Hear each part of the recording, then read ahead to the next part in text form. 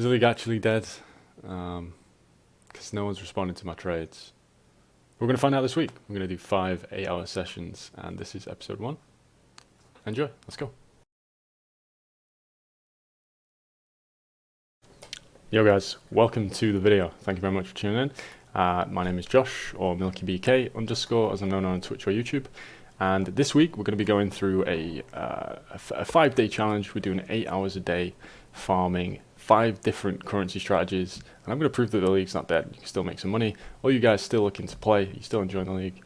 I'm going to show that you can still make some money. I'm going to share all my tips and tricks along the way as to how you can implement some of the strategies that I'm using into your gameplay to make some currency. So what did we start with today? Well, if you watch my mapping fundamentals video, I spoke about Lex Juris, and that's where we started. We were a Lex loser, as I was calling myself on stream today, because I did not think this would be good. I genuinely didn't. I thought it'd be a shaky start to the series, and it just wouldn't be worth the investment because simulacrums are quite cheap. And I didn't think we were going to get much out of these nodes because clusters are also quite cheap. We were pleasantly surprised though. So I've got everything timed below if you want to click ahead, if there's something you want to look forward to, whether it be the stats as we go, or the strategy, which we're going to go into now, or just at the end of it and in terms of what we got, feel free to jump ahead. But if you want to see the whole video, let's keep going. So why we decided to go with Lex Juris for Delirium is because of I thought that this node here was really interesting, because the main investment you put into these maps is the maps themselves. We decided to run it at 60% Delirious for every map. That gave us the chance to spawn both the Delirium bosses, doubling down on this node right here, which allows us to get more splinters, more unique cluster jewels, which we actually didn't get any of. And then, because none of these nodes give us an additional chance to get Delirium in our maps, Delirious was the way to go. Now, if you watch the previous video in the mappings guide, you will know how we got a hold of this map. If not, I'll go through it now. If you use the trade website, you can type in Delirious into the search bar for the mods, and it comes up with an enchant that says players in the area or X% Delirious. Filter that to 60. You can grab any map, literally any, as long as it's not a Guardian map, and then you can use a Harbinger's Orb or a Horizon Orb to get it to be a Burial Chambers. So perfect, we got our map sorted. Now, to double down on this node, this is what we use for Scarabs. Obviously, to make use of the maps, we wanted to run a cartography because I was convinced that this was going to be a really good source of returns. If we're getting our Delirious maps back, with it being the biggest portion of investment, I thought that this putting in a Scarab would be brilliant. It turned out not to be too much, but we'll go over that later. Divination, obviously, I love the big drops. You can get a Doctor. I thought, why not throw a Divination Scarab in there? I did use Polished. I also used Polished Breach, but I don't have any of them left, so for the purpose of the video, just pretend these are polished.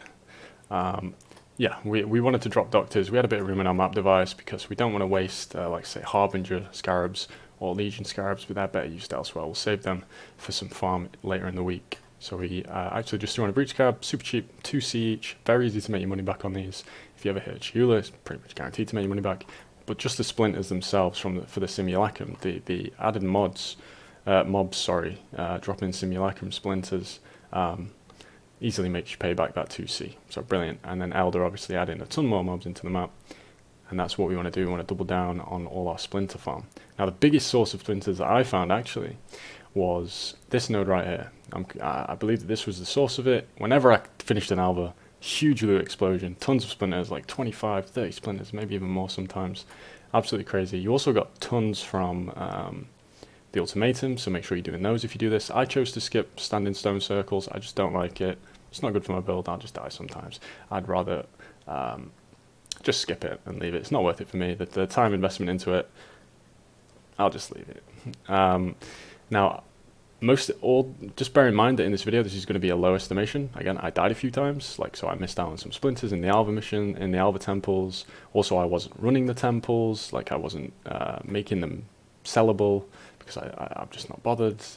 There's a lot of things on my filter that you guys probably pick up that I don't, so I want to make this kind of a low estimation of what you can expect to return, because then it's more realistic and looks less of a factor, right? You guys doing this would see more than me, because you're going to drop what I dropped plus a bit more because you're going to pick up more. So that's what we did in terms of the strategy. Watchstones, I tried out a cluster jewel one. I just wanted to use one of these. I didn't roll it perfectly. I didn't get the highest tier. The cluster jewels, the watchstone, sorry, I wasn't too convinced we're going to play too big of a part. And then we just went for additional reward type on the other ones. This one I just kept because it was 3%, it had pack size, and I was sick of rolling with alterations. It's whatever. The rewards from the delirium themselves, the actual things that pop every time you go up a level of delirium, didn't really appear to be much of a currency maker, unless it was a scarab reward, which we'll get into, because that did proc a couple of times. Now, in terms of the loot, if you just want to eyeball it, there it is. You guys can tell me how much that's worth. Of course, I wouldn't do that to you. We're going to go into the excellence. We're going to see what these tabs are priced at. We got all this, and we also got all these maps. These are the delirious maps we've got here. We actually got 11, 2 of which were 60%, so we only sustained 2 maps. Obviously, we've got 9 other delirious maps that we could potentially Horizon, Harbinger, and apply delirium orbs to get them up to 60. And then 21 simulacrums, equating to about half a simulacrum per map, which is good because that basically covers the cost of the map, right? Everything else is just it's fair game. So what does excellence say about what we got? 5,923 chaos, which is about 55 exalts at the current price. And how that looks when we put it into our trusty spreadsheet is exactly like this. So 45 maps, we added in all our scarabs, our awakened sextants we had to re-roll a couple of times, which is why that's there. And that equated to an investment of 27.54x. Now when you take that away from our returns, which we've actually added a bit more on because we got some rare items, some cluster jewels, we actually got a return of 55.48 exalts, equating to a profit of 27.94, which over the course of 8 hours is certainly not too shabby. I mean, 3.5 exalts per hour is still really up there in terms of what you can expect as a return. And it's a return on investment actually of basically double, 101.45%. You put 1 exalt in, you get 2 exalts out when you use the Lex Juris Delirium vending machine.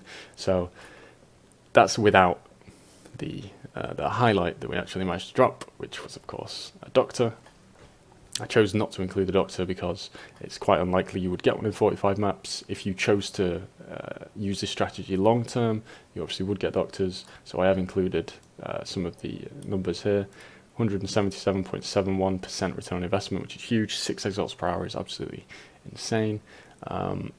Really up there with some competitive strategies. So, I mean, if you're doing this long term and you're getting Doctors, it could actually be really good. I was pleasantly surprised by this. Wasn't expecting it to be this good.